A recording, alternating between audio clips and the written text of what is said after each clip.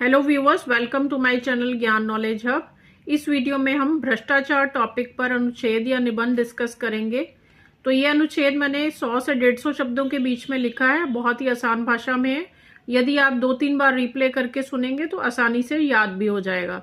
तो चलिए वीडियो शुरू करते हैं। शुरू करने से पहले यदि आप चैनल पर नए हैं तो जल्दी से चैनल को सब्सक्राइब कर लीजिए। तो भ्रष्टाचार का अर्थ क्या है, पहले तो ये पता होना चाहिए। व्हाट इज भ्रष्टाचार? करप्शन। भ्रष्टाचार अर्थात भ्रष्ट प्लस आचार, तो ये दो शब्दों से बना हुआ है, भ्रष्ट और आचार। इसका अर्थ है बुरा आचरण, वह आचरण जो अनैतिक और अनुचित हो। अनैतिक मतलब इमोरल, अनुचित मतलब जो अनफेयर हो। ऐसा बिहेवियर जो अनैतिक और अनुचित हो वो होता है भ्रष्टाचार। जब कोई व्यक्ति नियमों के विरुद्ध जाकर अपने स्वार्थ की पूर्ति के लिए गलत आचरण करता है तो वह भ्रष्टाचारी कहलाता है। तो भ्रष्टाचारी कौन होता है? जो अपने सेल्फिश मोटिव के लिए, अपने स्वार्थ की पूर्ति के लिए गलत आचरण करता है, गलत बिहेव करता है, वो भ्रष्टाचारी होता है। भारत में भ्रष्टाचार अपनी जड़ें तेजी से फैला रहा है। इसके कई रूप हैं, जैसे रिश्वत, काला बाजारी, सस्ता सामान लेकर महंगा बेचना, भाई भतीजावाद, ब्लैकमेल करना, टैक्स चोरी, झूठा मुकदमा आदि। तो इसके कई प्रकार हैं और भारत में तो ये बहुत ही अपनी तेजी से जड़ें फैला रहा है। तो रिश्वत इसका सबसे ज़्यादा सबसे महत्वपूर्ण जो इसकी प्रकार है, जो इसका रूप है वो रिश्वत है। बाकी भी हैं काला बाजारी और भाई भतीजावाद, नेपोटिज्म, ब्लैकमेल करना, ये सब भी इसी के काइंड्स हैं, प्रकार हैं। भ्रष्टाचार एक कैंसर की बीमारी की तरह है जो भारत में तेजी से फैल रहा है। जीवन का कोई भी क्षेत्र इसके प्रभाव से मुक्त नहीं है। तो जैसे कैंसर एक बार हो जाता है तो बहुत तेजी से फैलता है, उसी प्रकार से भारत में भी ये बहुत तेजी से फैल रहा है।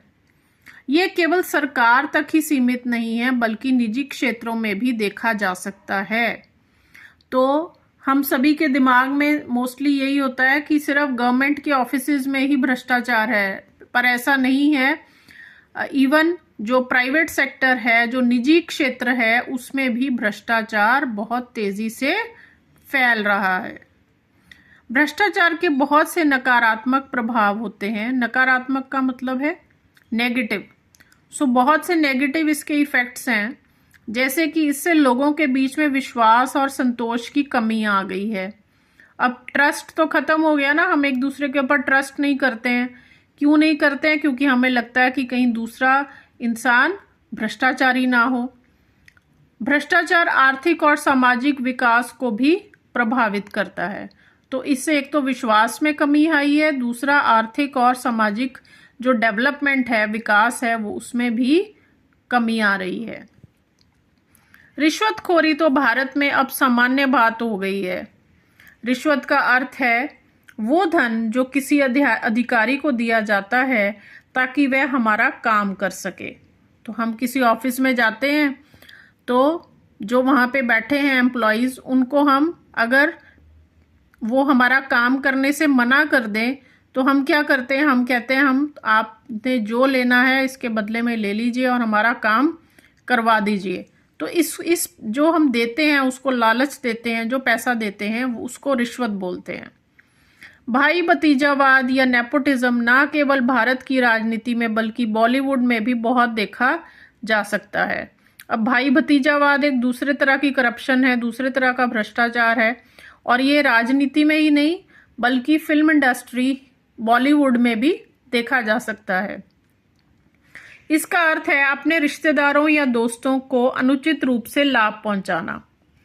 जैसे प्रसिद्ध फिल्म अभिनेताओं के बच्चों को बिना संघर्ष किए काम और सफलता मिल जाती है, वहीं बाहर से आने वाले लोगों को काम पाने के लिए सालों संघर्ष करना पड़ता है। तो ये होता है भाई भतीजावाद, कि पहले से ही फादर इंडस्ट्री में है तो आगे जो बच्चे हैं उनको प्रॉब्लम नहीं आती है, क्योंकि वो फादर जो है उनको काम जल्दी से दिलवा सकते हैं। ऐसे ही राजनीति में भी चल रहा है, अगर एक नेता बन गया तो आगे उनके बच्चे, उनके भतीजे, वो सब भी नेता बन सकते हैं। भ्रष्टाचार से निपटने के लिए कठोर उपायों की आवश्यकता है। सरकार और अन्य संगठनों को अपने गतिविधियों और निर्णयों को सार्वजनिक करना होगा, जिससे भ्रष्टाचार पर निगरानी रखी जा सके। सबसे इम्पॉर्टेंट बात तो ये है कि क्या उपाय हम कर सकते हैं। उसके लिए सबसे पहले तो जो सरकार है या जो दूसरी ऑर्गेनाइजेशंस हैं, दूसरे संगठन हैं, उनको ट्रांसपेरेंसी करनी होगी। ट्रांसपेरेंसी का मतलब है जो भी वो नियम लागू करते हैं वो बिल्कुल क्लियर, सार्वजनिक होने चाहिए, सब लोगों तक क्लियरली वो पहुंचने चाहिए। जो भी वो काम करते हैं वो भी ट्रांसपेरेंट होना चाहिए। शिक्षा और जागरूकता अभियान भी चलाने चाहिए, जिससे भ्रष्टाचार के दुष्परिणामों के बारे में जागरूक किया जा सके। तो लोगों को अवेयर करना बहुत ज़रूरी है। अवेयरनेस कैसे आएगी? उनको ये नॉलेज दी जाए, उनको शिक्षा दी जाए कि भ्रष्टाचार के क्या बैड इफेक्ट्स हो सकते हैं। दुनिया भर में भ्रष्टाचार के खिलाफ जागरूकता फैलाने के लिए 9 दिसंबर को अंतर्राष्ट्रीय भ्रष्टाचार विरोधी दिवस भी मनाया जाता है। तो 9 दिसंबर को क्या मनाया जाता है? अंतर्राष्ट्रीय भ्रष्टाचार विरोधी दिवस। किस लिए मनाया जाता है? यही भ्रष्टाचार के खिलाफ जागरूकता, जागरूकता मतलब है अवेयरनेस फैलाने के लिए। भ्रष्टाचार को रोकने के लिए कठोर दंड व्यवस्था भी की जानी चाहिए। तो पनिशमेंट देनी चाहिए। अगर कोई पकड़ा जाता है भ्रष्टाचारी तो उसको पनिशमेंट देनी चाहिए, दंड व्यवस्था होनी चाहिए। अगर इसे रोकने के लिए उपाय नहीं किए गए तो यह बीमारी दीमक की भांति पूरे देश को खा जाएगी। तो अगर हमने इसको अब भी नहीं रोका भ्रष्टाचार को, तो ये पूरे देश को दीमक की तरह खा जाएगी। इसलिए इसका विरोध करना और इसको दूर करना बहुत आवश्यक है। तो ये था भ्रष्टाचार के ऊपर अनुच्छेद। यदि आपको वीडियो अच्छा लगा हो तो लाइक और शेयर ज़रूर करें।